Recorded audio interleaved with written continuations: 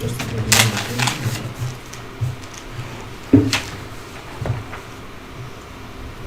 You talked to him.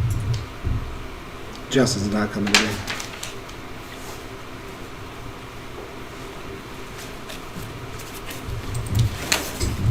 You ready? At your leisure. Call the meeting to order.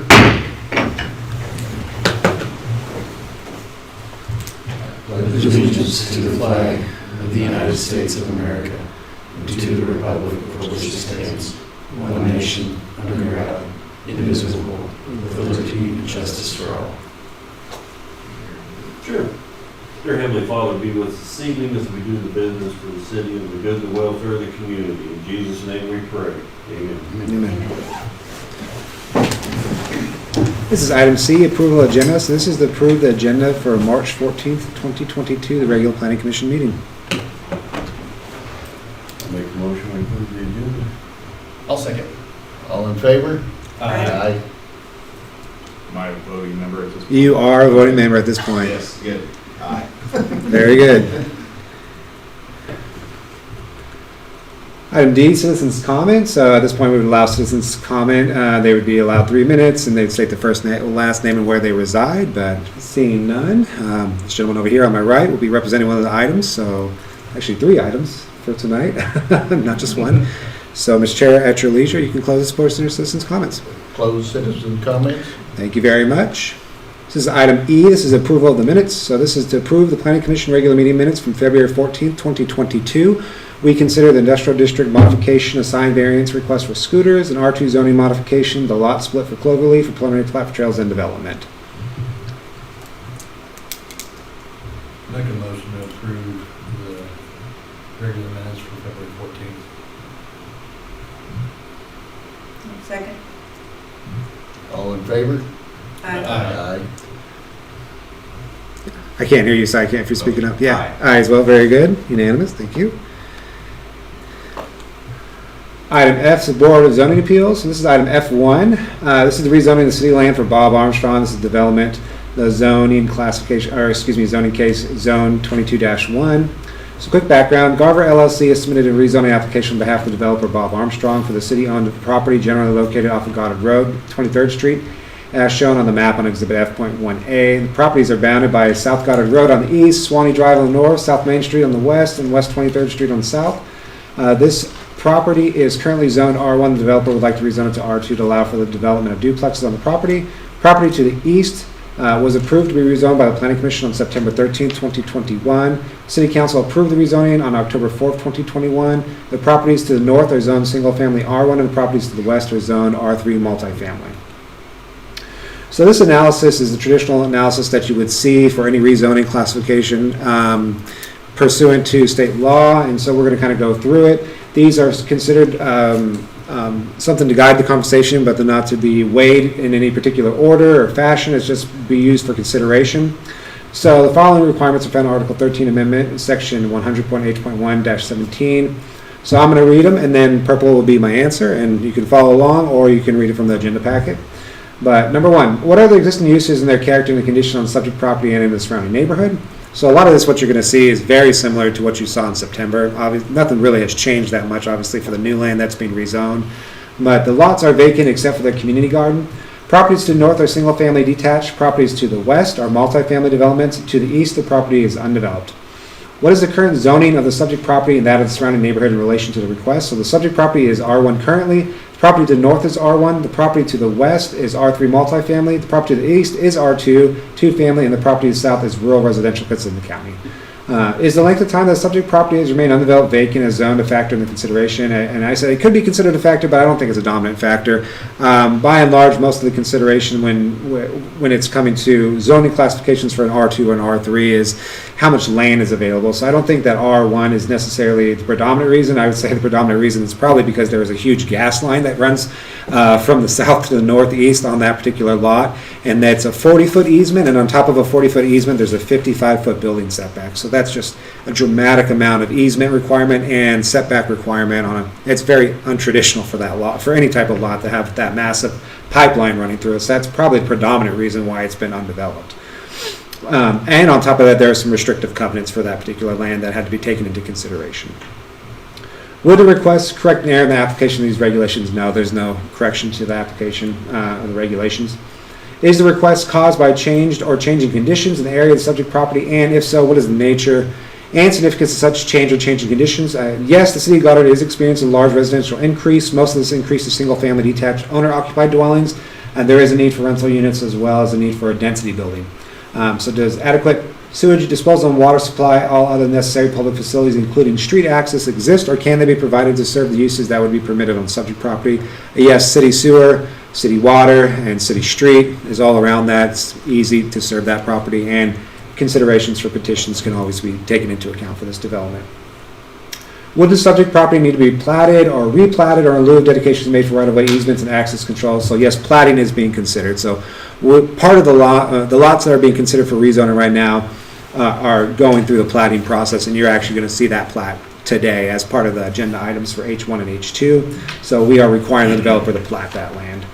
Would a screening plan be necessary for existing and no-prudential uses on the subject property? No, the adjoining properties are all residential. We usually only require screening if it's commercial. Obviously, it's at the Planning Commission's behest. If you wanted to add any additional requirements, you technically could, but in this particular case, subdivision regulations doesn't require screening for residential on residential. So. Number 9, is suitable vacant land or building available or not available for development that currently has the same zoning as is requested? So I said no. Current zoning for R2 is around 8%. So you will notice that, I don't actually anticipate you notice, but back in September, it was actually right around 6%. So we've actually seen an increase because we annexed that land off of 215 and 23rd. So we've seen an increase in the amount of land, but it's still around 8%. So R2 is around 8% of all zoned residential land. Currently R1 zoned residential land is around 89%. R1A is 2%, R3 is 1%. And R4, we have approved R4, but it's considered a floating zoning classification. It's not applied to anything yet. So there's no land that's zoned R4 right now currently. If the request is for business or industrial uses, are such uses needed to provide more services or employment opportunities? No, because this is a residential consideration, not for commercial or industrial. Is the subject property suitable for the uses in the current zoning for which it has been restricted? Yes, it could go through conditional use permit, and it is remaining, if it was to remain residential. However, the lot is being proposed for development or designed for R2. So they could go through what we've kind of talked about before in December, a conditional use permit for every single lot once it was platted. Whether or not that was the best way of doing it or not, it could become cumbersome because every time you go through a conditional use, you have to mail everyone within 200 feet. They would keep receiving letter after letter after letter after letter for 30 duplexes in this proposed development, or 29, I should say. And so the best way is doing an R2 zoning classification, blanket rezoning, and that was actually one of the requirements of the developer for when they're purchasing the land, because this land has yet to actually be sold to the developer. This is part of the due diligence period for the rezoning and then the sale of the land. To what extent would the removal of restrictions, i.e. the approval of zoning request, detrimentally affect property in the neighborhood? So you've heard me say it before, but I'm in constant communication with Jack Manning, Residential Land Ambulance, and since the lot is empty, this development would increase the property values surrounding property. That's speculatively, of course, but generally speaking, that's the case. You have a residential land abutting other residential land. The land is vacant. If you put a residential unit on there, if it's a duplex or single family or triplex, it's still considered residential, and it increases the value of the surrounding property. Assuming that, of course, it's in an urban area. What we had with Trails End, when we had county residents coming in and everything else, that was kind of different because you had county residents concerned about their county appraisals, and that was a different situation. Would the request be consistent with the purpose of zoning district classification and the intent and purpose of these regulations? Yes, the use would remain residential. So we're not asking for something different. We're not putting in a grain silo or a tallow factory or something along those lines. It's a residential zoning classification that's being upzoned to a higher density, but still residential zoning classification. So nothing's changed there. They're not asking for it to be commercial or industrial or something else along those lines. So that's something I say. And the city is desirous of focusing on infill development to maximize property values and increase density. Number 14, is the request in conformance with comprehensive plan? Does it further enhance the implementation of the plan? Yes, page 17 of the comprehensive plan outlines housing objectives to include providing for multifamily dwellings, retirement housing, and other specialized housing as required to meet the needs of defined user groups within the community.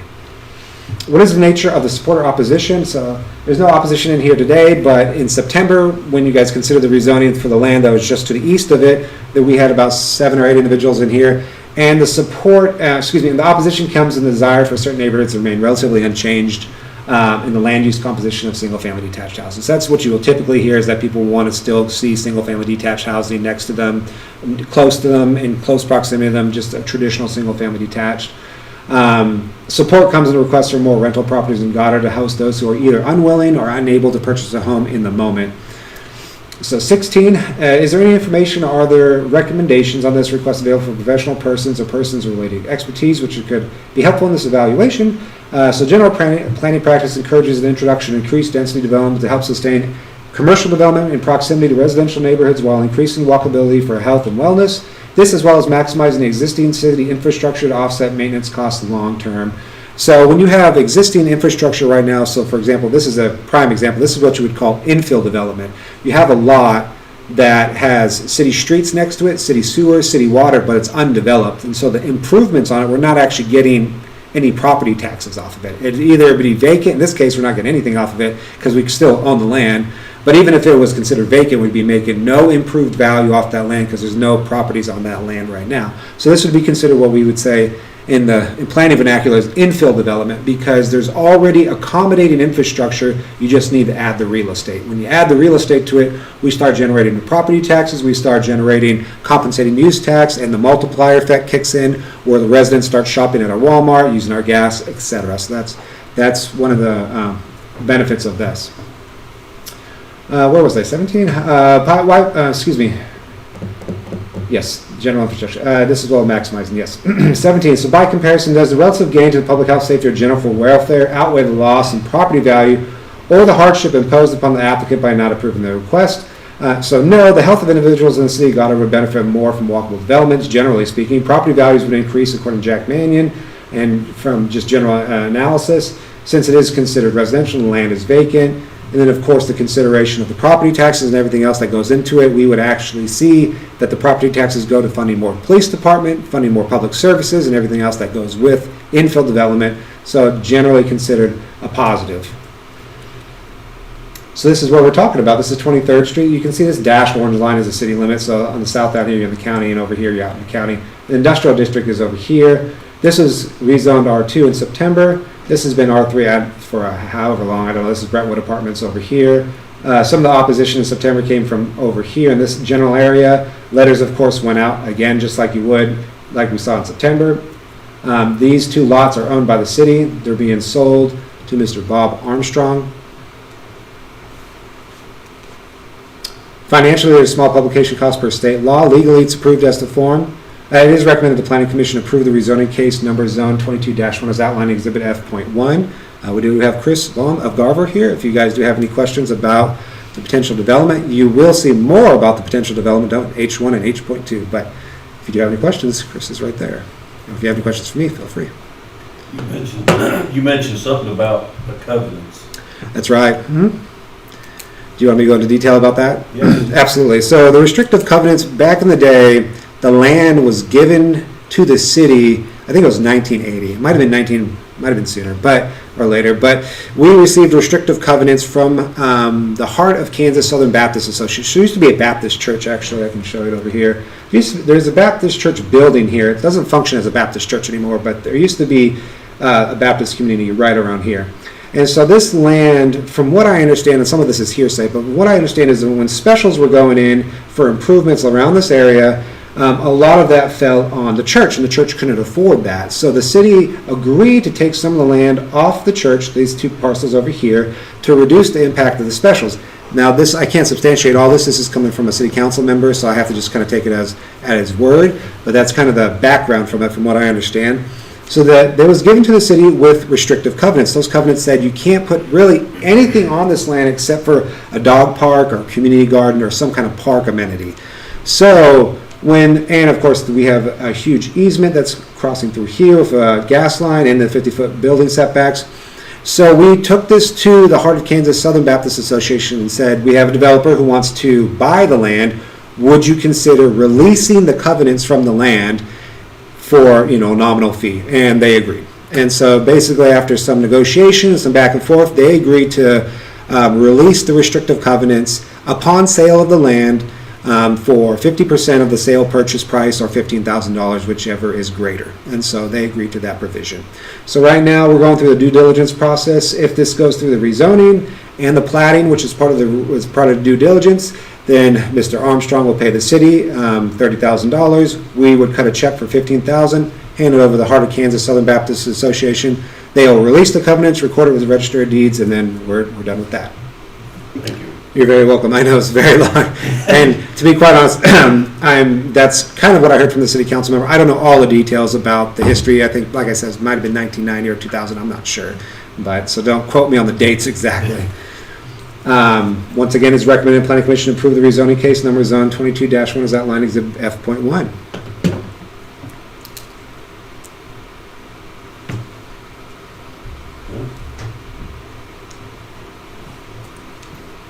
I think of all the spaces in town, it makes the most sense for this to be classed as R2, just because it's what's surrounding it already. Yeah. It's only gonna butt 2 R1 houses, so Property next to it's already R2. thanks, good place for it. So, do you have a motion? I make a motion to accept it. A second. All in favor? Aye. Very good. Thank you very much. Old business, there is none. New business, this is item H.1. So this is the Big Arm Edition preliminary plat. So Garver LLC has submitted a preliminary plat on behalf of the developer, Bob Armstrong. The plat is for the Big Arm development located off of 23rd and 199 Goddard Road. Plat is in line with the sale of the city-owned land under contract by Mr. Bob Armstrong and approved by the City Council. This development is going through engineering review for final drainage requirements. The development is being platted for 29 duplexes, taking into account the Phillips pipeline that runs diagonally through the property. One lot is remaining for the existing church building, which is yet to be determined what purpose it will be used for. Development has restricted covenants on it by the Heart of Kansas Southern Baptist Association, as mentioned. The Heart of Kansas Southern Baptist has agreed to lift the covenants upon the sale of land. This will receive 50% of the proceeds from the sale, I shouldn't say from, from the sale, or $15,000, whichever is greater. Planning Commission is considering approving a preliminary plat for the Big Arm development. The plat is for 29 residential lots, R2 duplexes, 1 lot remaining to be determined. Gross acres 9.11, area in square feet is about 396,877. Proposed zoning is R2. And there's that area. So you'll notice that you just rezoned this portion here. This area over here was already rezoned R2. They're going to be platting all of it. There's where the Baptist church, which used to function as a Baptist church, now can be used for anything. I suppose community center or something along those lines, as long as it conforms to an R2. Here's the preliminary plat, and there's, as you can see, the 40-foot easement with the 55-foot building setback. Drainage proposed. Lots along here. So if my understanding correctly, it'll be a big highway down the middle with nothing because of that. It'll be duplex on either side, right? I just want to. Yes, exactly. That's what Correct. it looked like, I just clarified. It's a pressurized gas line. They prohibit anybody, obviously, the easement. An easement, just like an easement in the city, means you can't build anything on it that's considered permanent. I mean, you could put a fence on it, but technically that's about it. Or you could put plants, maybe, but it's very restrictive. But then on top of that, the Phillips gas line wanted it also to have a 55-foot building setback on top of the easement, so it pushes the buildings even back further. So you're going to see this here. You're basically going to have building here and here, gap, building here and here. Right, okay. So then you see building here, here, here, here, nothing in here, and then just kind of goes on up. So, but yeah, good question. Yeah, it's going to be a big kind of swath through the middle of development, unfortunately, but you know, it's part of infrastructure. So You can't put any like playground equipment or anything, I mean, like nothing on that. You could put something in it's place. difficult. You can't dig in there. So the problem is playground equipment, you'd have to dig down. So the community garden that's there now, obviously, it's actually, I think the community garden might even be, It's right north of the pond.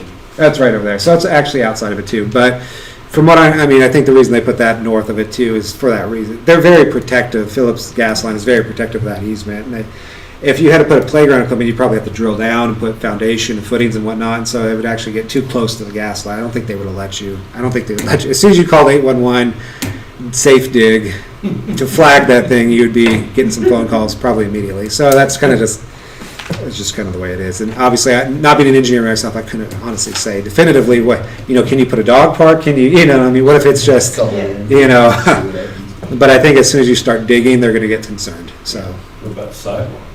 sidewalk is just going to be over the top of it. That's considered fine. Just like this easement and this whole area, obviously it's not just in this area. It continues all the way up into Wichita, on and on and on and on, and it heads south into the county. There's obviously a sidewalk over here now and street, so you can pave over it. You just can't get into it. If you dig into it, then they get concerned. Fair enough. It's a pressurized gas line, so Do you know how deep that line is? no, I don't.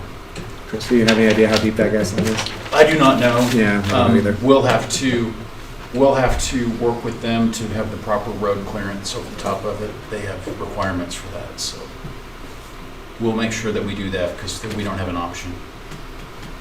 So you will know how deep it is before long. We will know before long. If you approve the plat, we'll know how deep it is. One way or another. Yeah.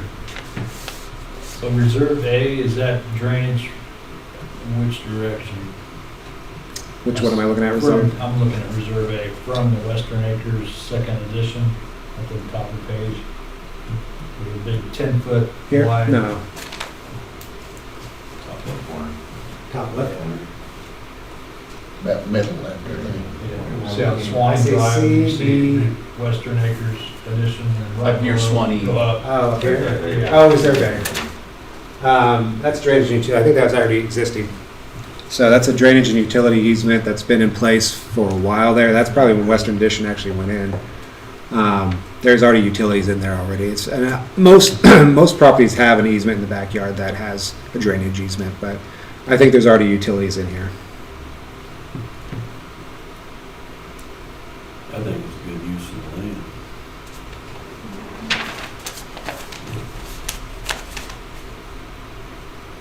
We used- I remember, like, did we rezoned that up Mm-hmm. the northern part, that was another developer that was Same.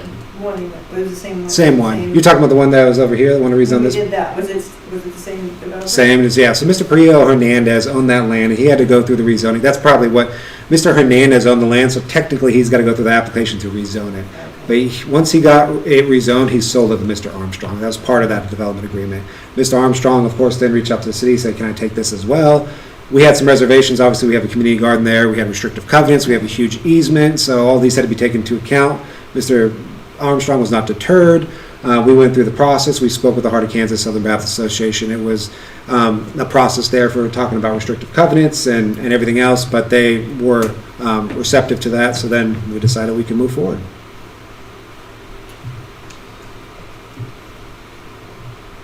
Harlan looked over the drainage.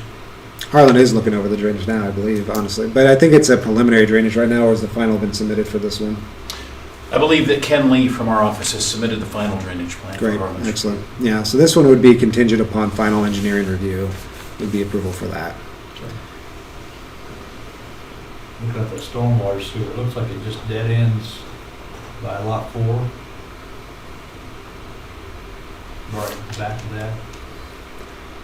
You're talking about for which portion of it? The pond Double green line and stormwater sewer. Up. Yeah, following that to where it dead ends, right? Here? Right there. Whoop, go back. Down, right there.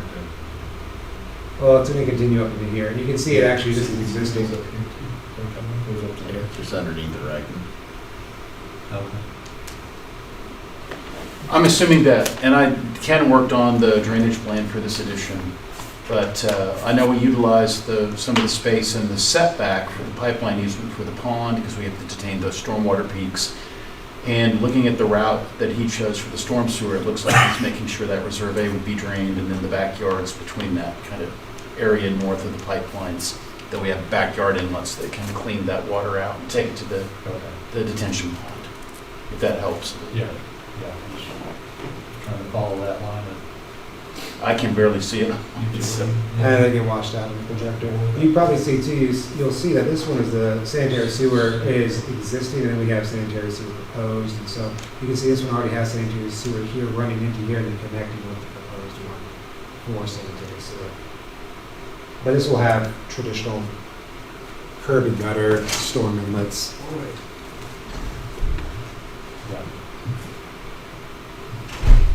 And that pond is, okay, in the easement.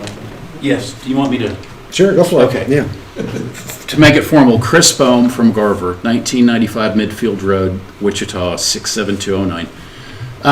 Again, I didn't do the drainage plan for this particular project, but I know Ken is well versed and has years of experience like me in doing this kind of work. And I know he had looked and he talked to me about the peak reduction from the different storms that stormwater sewer facility would take into consideration. So it's necessary because of the density, and he fitted in as best he could to try to get a good yield for Mr. Armstrong. And it is kind of a unique parcel with that pipeline going right through the middle of it. So, no, I know that Ken has provided Harlan with a complete, probably grading and drainage plan, so for his review. And I'll answer any other questions that you have.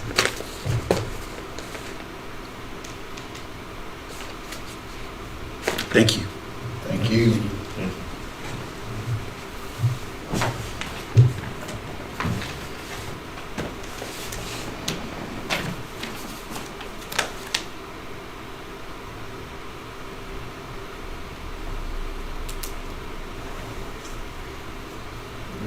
So they're keeping that existing building.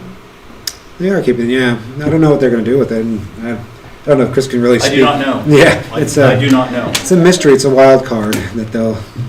But I did see a lease sign out there, so when I was driving up to come here, so they'll probably lease it for some purpose. I mean, if it's zoned R2, I mean, there's only so much you can really do with it, but maybe at some point down the road they would consider doing something else. But it could be a community center if they wanted to. I mean, you see that's pretty traditional in some of these newer developments. So, but he might just decide that he wants to split it off and sell it. But, who knows?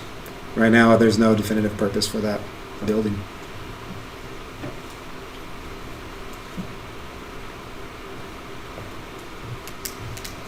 The property, the bottom right-hand corner, will just stay as is. This one right down here? Yeah. Yeah, that's outside of the development area. That's there's a gentleman who owns a house right over here, and then this lot, the house actually straddles the lot line, I think, right over here. But most of this is just one house. There might be an additional supplemental real estate on that as well, but it's just one property owner who owns all this.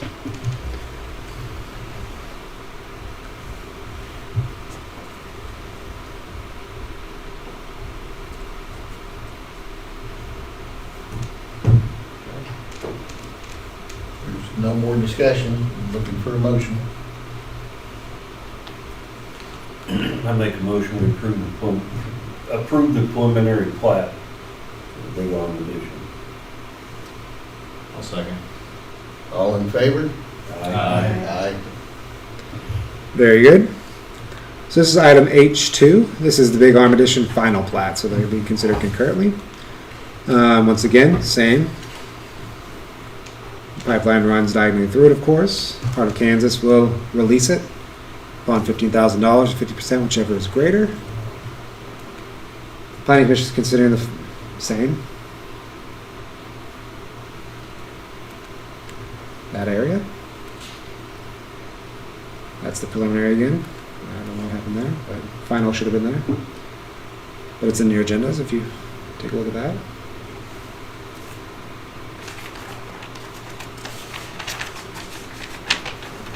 I think one item of note is that the street names changed last minute, and I will say, I don't know if that's necessarily anything that would sway the decision of the planning commission one way or another, but I think from what I remember, the developer just changed the street names. And I received it on Friday, and I happened to be out of the office on Thursday and Friday, so when I received it on Friday, I couldn't put in the new one, but I think they're changing it, the street names on that one, but it'll just conform to the county regulations for street naming and nomenclature, and then we're just gonna go from there. But other than that, nothing else has changed.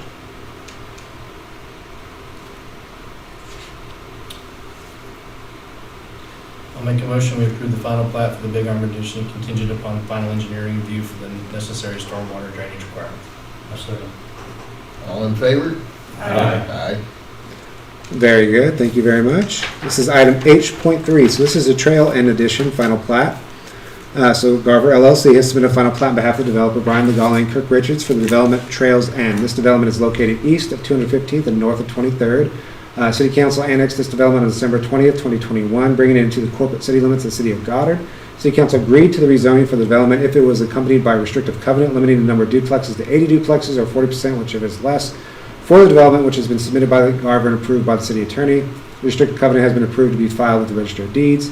Garver has submitted the final drainage plan to the city engineer, who is reviewing it now. The final plat, if approved, will be finalized by the City Council on March 21st, 2022, or April, depending on engineering review. The proposed plat incorporates a wall easement on the south and the west, which is, in addition to enclosing the development from view, will help slow the rates of runoff from the development. Marginally, I should say. The city engineer want me to tell you that marginally decrease it. So I wanted to put that in note because I was having a discussion with the city engineer. Not being an engineer myself, you have to apologize. Excuse me, but from what I understand is that you have a parking lot and you have curb and gutter on that parking lot. If you have curb on that parking lot, it actually acts as a quasi-retention. And so I said, well, does a wall act as a quasi-retention? And he said, marginally. So I said, okay, well, it's helping reduce it a little bit more, but obviously they are, of course, proposing 3 detention ponds as well. So we won't say that in lieu of detention ponds, they're having a wall. It's going to be detention ponds with the wall will actually add a little bit more detention to it. But Planning Commission is considering approving the final plat for the Trails End development. The Planning Commission is considering approving the final plat for the Trails End development. Once again, I repeated that. Plat for 200 residential lots, 80 duplexes, or 120 single-family detached houses. Gross acres is 92. Square footage is around 4 million. Proposed zoning is R2, and it's currently annexed. So this is where it's located in purple right over here. So as you can see with the dashed orange line that it was annexed. This is 215 right here, and this is 23rd. I had to split it in half because it's a very north-south development. So you're seeing the north portion here.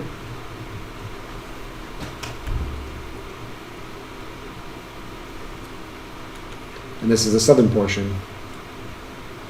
I will note that they did give us 60 feet from the center line, so that's going to be 120 feet for right-of-way, which is plenty for any additional engineering for roads and infrastructure as needed. 50 feet from the center line on this side, which would give us 100 feet right-of-way for additional roads as needed for 23rd, for additional traffic flow. For if we were to decide we want to put in turning lanes, there's a third lane down the road, we could do that. Retention ponds, you see one here. The predominant one is, I think, probably the north. I couldn't tell you which one is greater, but probably the north one versus the south one. But these, and there's a third one right over here, which will act as additional flow.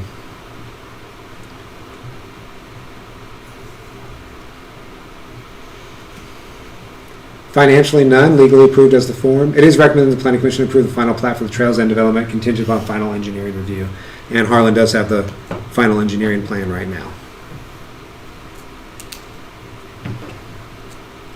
Why did it say proposed zone R2? I thought that it was. I always put proposed. It's just, since it hasn't been fully platted yet or developed yet, I just say it's proposed. But it's already been rezoned R2, so, and it's been annexed, so technically it is R2 right now.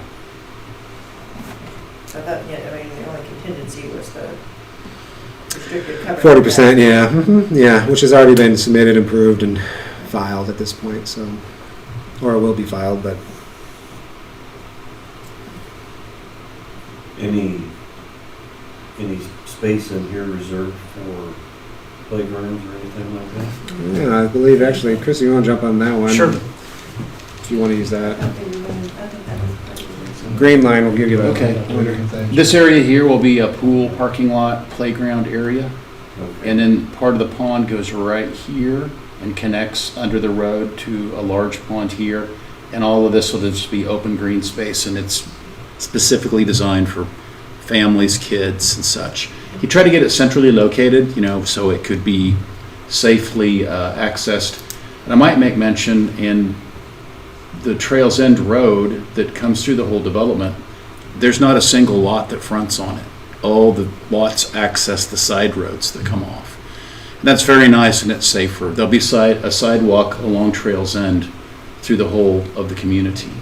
So that'll provide pretty easy access to the playground area. And then, real quick, just for his benefit, to the north of the development, there's access to the trail too, right? Did that end up? I did it right. Yes, north of the trail, So I'm looking for the reserve that we put in. I'm assuming that's between right here. 14, Yeah. Where? Yeah. And the idea is that that sidewalk is accessible right up to the trail. And that was important for a couple of reasons. One, school access can be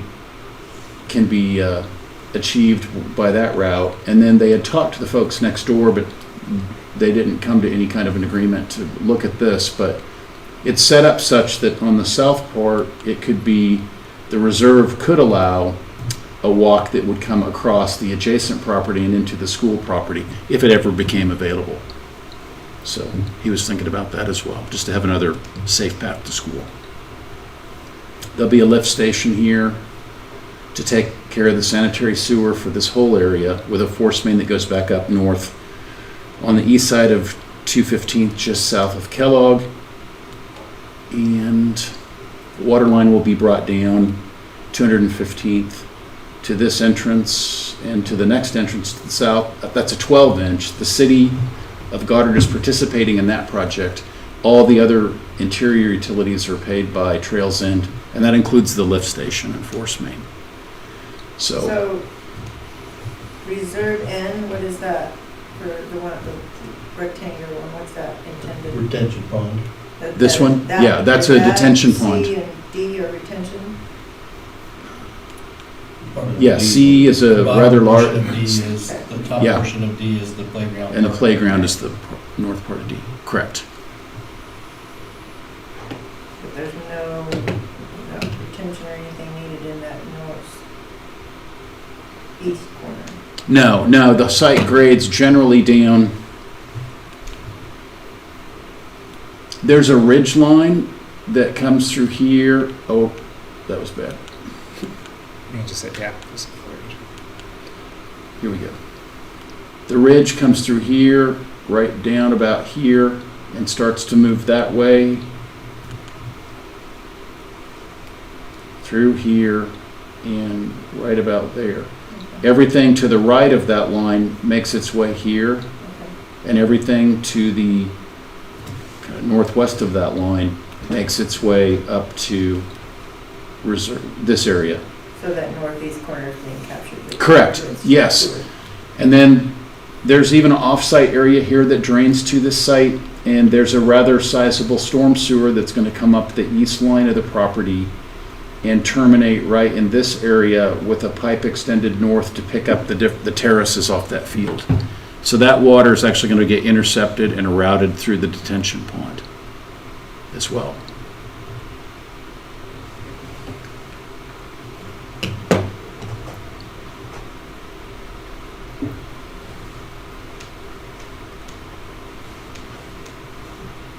So, okay, I think you said this, but along that west side, no, the east side. So that's field right now, That's field. and then that's gonna, there's drainage put in there to catch that? Yep, we take care of all the drainage from that adjacent property that hits this property. We're gonna handle it all.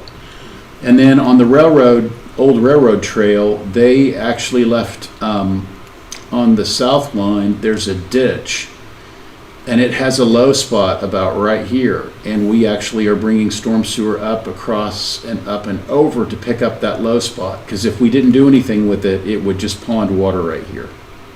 It naturally drains right through here right now towards that box culvert under 215th. So it's Is just, this all gonna be one builder? that's a good question. I don't know that it will all be one builder, although the two gentlemen who are developing it are going to build a lot of the homes there. And the reason I ask that is because in the subdivision that we live in, and my husband's a new home developer, they have a lot of trouble when they're trying to, if there's different builders, looking at those different lots along that east side with, making sure everybody gets that back end drainage as it should. They will, and with the drainage on the project, they'll be one of the projects that digs the ponds and then grades all of the lots and make sure the easements are graded with the proper drainage structures and pipes and such to drain them.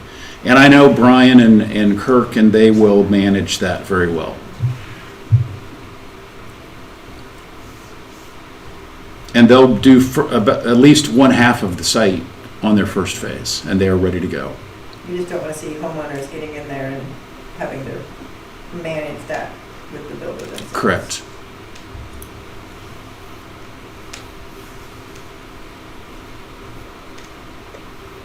Thank you. Thank you.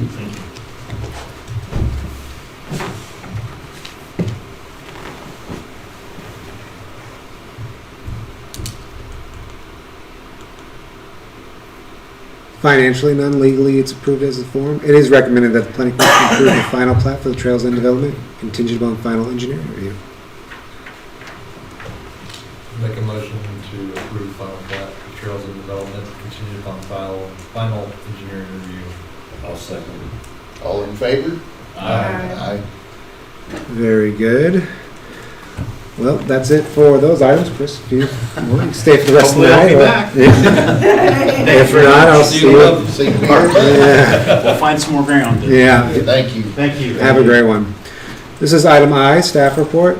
So, as you're probably aware, there's a new gentleman in the room. Ryan Walker was approved by City Council, joined the Planning Commission on March 7th, 2022. Ryan Walker qualifies as one of the 2 required positions per state law that resides outside city limits but within 3 miles. We are excited to have Mr. Ryan Walker join the team. And so, welcome Mr. Ryan Walker. Give him a round of applause. Thank you very much for that. And then, of course, I am going to be going on paternity leave pretty soon. So, community development director, being myself, is expecting a child, but not me. Of course, my wife is. So, I will be taking 4 weeks off to be with my wife and the new child. She's due any day, so that'll be pretty exciting. Thatcher Motti, assistant to the city administrator, you see the gentleman over there in the back. He will probably be taking over the April 11th meeting if necessary, which is probably likely because 4 weeks will mean I'll be going past April 11th. So he will be taking over the April 11th meeting. So if you do have any questions, I will be monitoring my email, but not diligently. So because I'll be monitoring my new child instead. So with that, we'll go to planning commissioner comments. Nothing. None? I think that's- Boys got I some. know, I got nothing tonight. Well, Write that down. he's speechless. Speechless. No. I think that's gonna be a good use of the space for Trails End. Trails End? Little plaque, that's good. Okay. I'm happy to hear Yeah, that. and we should take care of a lot of our problems. Mr. Lee won't have any more issues. I like that they gave the large easements for streets. I don't- Yeah, they did dedicate a lot of right-of-way, which we were happy with. I had a sort of protracted conversation with the engineering with Garver and said we want extra land. We're going to need it. It's kind of standard nowadays to give you more right-of-way and then you kind of work in as opposed to giving you less and then asking for more later.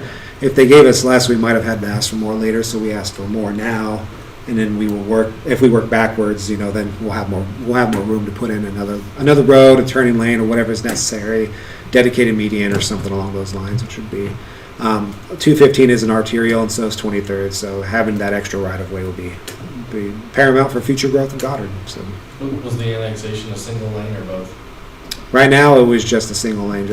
And that's was something that came up in council. Was some of the council members are debating whether or not they want to annex the whole road 215 because technically we have 215 now. If you're heading south on 215, that would be everything on that Trails End development. But we also have everything on the Dillon side, so that's north. So if you're heading, north, then that's everything on Trails End, and then you're heading south, that's everything on the Dillon side. And so it's kind of cut. It does sort of a jag like this, and then we're trying to determine if we should annex all of it. Because of some of the comments that we heard from the county and what that would look like, if the township would be okay with that, if the county would be okay with that, if we annexed all the road, I don't think they would have any problem with that. We would just have full control of it at that point. And so some of the council members have reached out and said that they want to see that. And so if they do all agree, if all the council agrees that they want to annex both north-south of 23rd and east-west of 215, then it would be all annexed, which would be something we could do. So the 23rd, we annexed the part with the pothole, correct? I'm not really sure that pothole was, to be quite honest. And the people mentioned the pothole, I think they said it was on the north side? Did you fall into it? Then yes. It's huge. It depends. So we have the land, Yeah, it wouldn't have been. I believe if it's right south of the Trails End development on the north side of 23rd, then yes, we've annexed the pothole, from what I understand. But So the existing property is not annexed into the city, that's on Walnut and 23rd. right, that's the, you're talking about it's kind of easier to go back. Well, it's the one that separates the Trails End development from the school and everything else. That development's still in the county. So. Or that street property. In front of that, is that, I mean, are we taking that whole street or? are It's really kind of up to city council if they want to It'd take be me like the Dillon thing, where it's on one side, and then we go farther south and you jump to the other side of the road. Yeah, it kind of depends. It depends on how much council feels they want to take on with capital expenditure costs being what they are. Do we want to take on more road now and pay for it and manage it? Or do we want to wait until there's more development down the road? However they want to handle it, it's completely within their purview to say we want to annex all of it or not. So technically, we're not abutting that land that's to the east of Trails End, the one that's separating them from the school. Technically, I think that street, and I have to go back and look. Actually, I can probably just do that now. I have the dashed line on it. Yeah, you can see there that it stops. So that land here, this part, north of 23rd, we would annex. This part, which is east of 215, the center line, we would annex, and then we have Dillon's on the west side of 215 here. If this develops, we'd have the whole road. If this were to come in at some point, we could have this road as well, this half part of the road. But right now, depending on where that pothole is, I'm not sure where it's at. If it was over here, then yes, we would be under our purview. If it's over here, technically no, it'd still be township. And we can't annex that because we don't have anything on either side. The state law says that if you annex a road, you have to annex the land abutting it. So we would be unilaterally annexing this gentleman's land, and he may not like that. It just kind of depends. We could make it worth his while, but then he could petition us to annex, and then we would just say, well, welcome aboard. If city council approves it, we would annex him, but we can't annex this road without annexing this land and potentially the land on the south either. So if we annex half of this road, we'd have to annex this land over here at the very minimum. If we annex both parts of this road, we'd have to annex the road properties on the south of it as well. What is this map? I mean, what are we looking at, a map of? Goddard? Oh, I'm just kidding. Is that the city limits? That is the city limits, yeah. All yellow. So Kind of weird. that is the complete map of Goddard. That's- I'm sorry, I didn't know. Just wanted to- That's what it looks like now. It is a little bit cattywampus. It is choppy. What's the holes? There are some properties that are in Goddard that are not in Goddard, which is kind of interesting. We won't go down that route. But yeah, I mean, technically there are some properties that are surrounded by Goddard that are not in Goddard, but they still get city services. So it's kind of interesting. Sir, I think you answered this earlier. So the 215, we just have the. Yes. Good. I mean, good. Feel free to ask as many questions as you want for sure. This is 215 is right up here. So when we annex land, we typically by default we annex half the road. So like half of the road of 215 right here on the east side, all the way up to the trail, which is right over here. Technically this part of the trail is not in the city limits. So we're right up to the trail over here on the south part of the trail. And then on the west part, that is county or township, depending on who you ask. I hear it can fluctuate annually, so 1 year it could be county, 1 year it could be township. It just kind of depends. And then if you go up further north, we don't have this. This is not in the city limits, but we do have a Dillon's warehouse, which is right over here. So we have 215 on the west side, and on the east side we don't have it. So depending on where you crash your car, matters. Zigzag. Depending on who you hit and where you hit them, matters. So Which direction you're going? the which direction you're going. So Make sure you swerve. yeah. Which side of the ditch you're going up there? And then the path, you said, we don't have that path. So yeah, portion of the path we do, but you can kind of see it here. The path is right here. You can kind of see from this aerial image that it's just right along this area right in here. And this image was just meant to be, taken to the count of new development. So this dash line is a little too thick. It doesn't give you due diligence for this actual details here, but you can see that right here, the dash line follows it because we don't annex. We don't have that part. We have this triangle right here. The trail runs right between these two properties. Technically, this part is outside city limits in between, and it jogs here. It's out, out, out, out, out, out, out. It's mostly out, and then it hits Linear Park. The Linear Park's in the city limits. And then it jogs linear out again, and it's out this whole way, and it's out the rest of the way. So the trail is not actually in the city limits, but we have a partnership with Prairie Travelers for maintenance. But I don't know, I can't really speak in detail about that. I don't do the maintenance of the trail. So.